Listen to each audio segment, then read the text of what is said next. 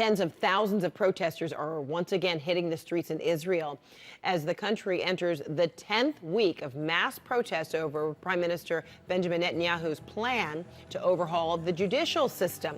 The proposal would allow lawmakers to overturn Supreme Court decisions with a simple majority. Many fear the changes will weaken the country's high court and erode democratic checks and balances. CNN's Hadass Gold joining us now from Jerusalem. So what is the situation there right now? Yeah, Fred, well, it's been more than 2 months now of these regular protests that on a regular basis bring out more than 100,000 people at a time in a population of just around 9 million, just to go show you how many people are coming out. We are in Jerusalem. We're right outside of the Israeli president's residence, and as you can see, there are hundreds, if not thousands, of protesters here, many of them chanting, "Israel will not become a dictatorship." They're chanting, "This is not Poland," and we're even seeing some protesters dressed as handmaids from The Handmaid's Tale. That's been something that we've been seeing as a regular part of these protests. But it's the Israeli president here who actually just a few days ago made an impassioned plea in a televised speech.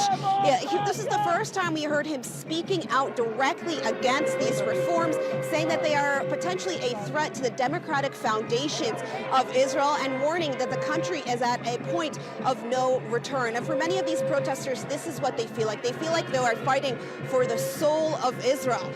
But the reason that so many people are also coming out tonight is this week is a very important week in terms of the legislation moving forward. It's going to go through quite a few important steps. It still has some time before it will become law, if it becomes law, but this week will be a key week to push it forward even further.